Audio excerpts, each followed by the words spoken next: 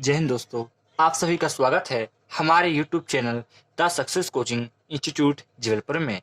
हिंदी की इस श्रृंखला में हमने पिछले वीडियो में देखा कि श्रृंगार रस क्या होता है। आज हम उसी श्रृंखला को आगे बढ़ाते हुए आज हास्य रस पढ़ेंगे और देखेंगे कि हास्य रस क्या होता है। दोस्तों, यदि हम हास्य रस की बात करें तो उसकी परिभाषा होती है कि जब किसी व्यक्ति की विकृति, वेशभूषा, क्रियाकलाप, हाव भाव आदि को देखकर मन में जो उल्लास मतलब कि जो हास उत्पन्न होता है उसे ही हास कहते हैं। अर्थात दोस्तों, जब किसी व्यक्ति की विकृति वेशभूषा मतलब कि जब किसी व्यक्ति की जो है, कोई व्यक्ति हो सकता है, उसकी वेशभूषा को देखकर मेरे अंदर क्या हंसी उत्पन्न हो जाती है। ऐसे कुछ दृश्य सामने आ जाते हैं हमारे, या तो कुछ ऐसा कुछ सुन लेते हैं तो हमें क्या उत्पन्न होती है, हंसी। और इसी हंसी को हम कहते हैं हास रस कहते हैं। ये तो फिर इसकी एक और परिभाषा है कि जब विभाव, अनुभाव, संचारी भाव का योग संयोग जो है, स्थायी भाव हंसी से होता है तो हास रस की उत्पत्ति होती है। जब स्थायी भाव हंसी का संयोग किससे होता है, विभाव, अनुभाव और संचारी भाव से होता है, तब जो है हास रस की उत्पत्ति होती है। हम ये भी कह सकते हैं। या तो फिर ये कि जब किसी भी ऐसे की व्यक्ति को देखकर जो है, उसके वेशभूषा को देखकर हमारे मन में यदि हंसी उत्पन्न हो रही है तो वहां जो है हास रस उत्पन्न हो जाता है, और इसी हम कहते हैं हास रस कहते हैं। दोस्तों, एक उदाहरण है, जैसे क्या है, जेहि देश बैठे नारद फूले, सो देश तेहि नाविलो की भूले, पुनि पुनि मोनि उकसाहि अकुलाहि, देखि दशा हरे गण मुस्काहि, देखि दशा हरे गण मुस्काहि। दोस्तों, ये जो पंक्ति है ये उस टाइम की पंक्ति है जब नारद जी आते हैं किसके पास, विष्णु जी के पास।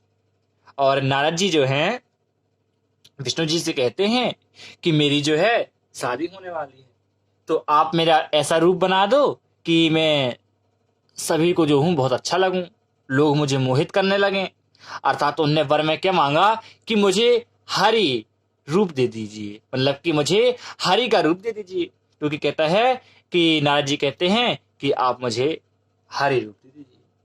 तो विष्णु जी भी जो है बहुत ज्ञानवान थे, उनको नहीं पता था नारद जी को कि ऐसा हो जाएगा। उनने बोला हरि का रूप।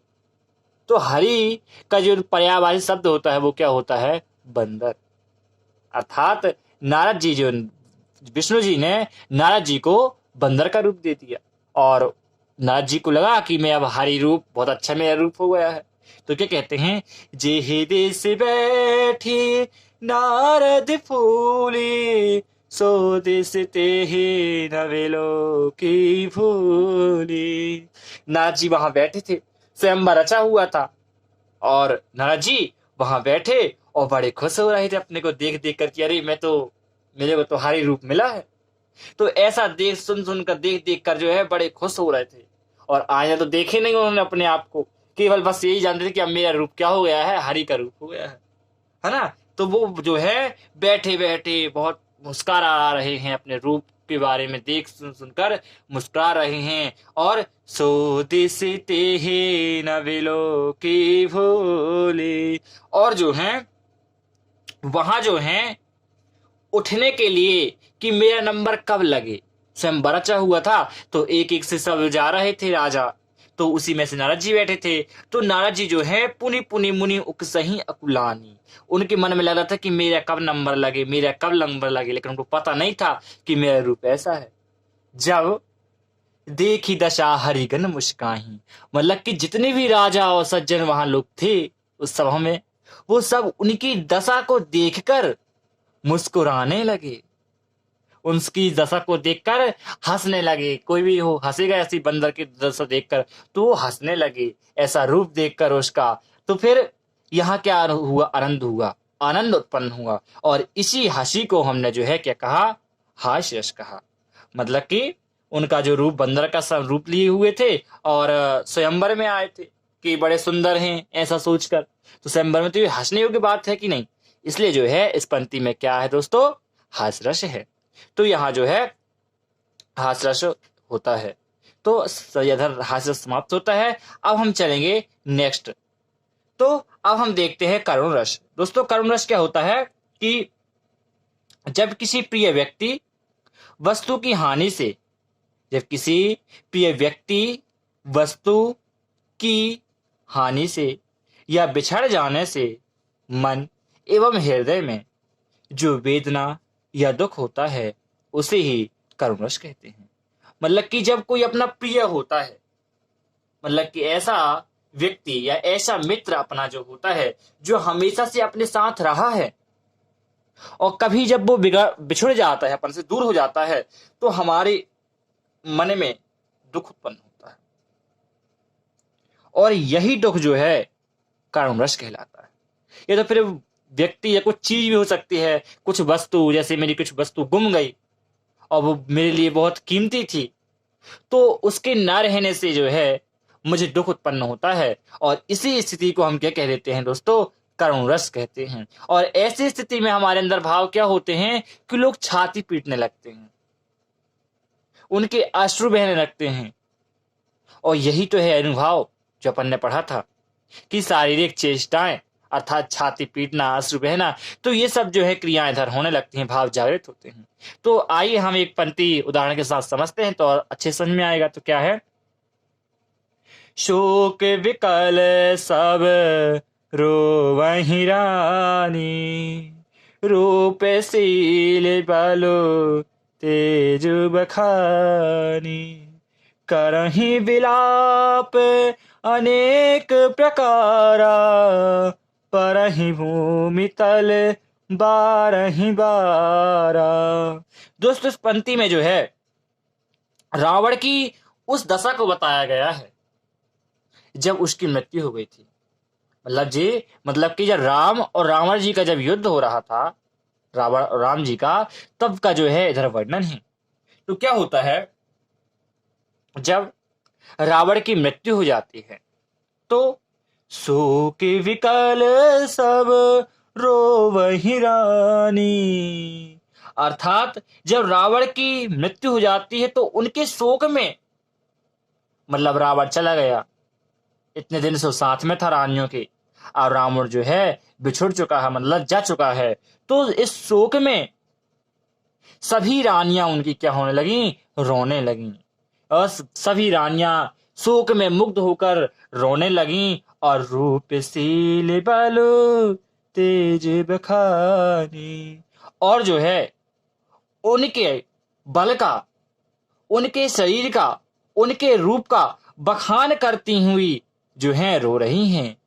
जो रानियां हैं उनके शरीर का बखान करती जा रही हैं, उनके रूप का बखान करती जा रही हैं, और इस तरह से जो है अनेक प्रकार के जो है विलाप कर रही हैं।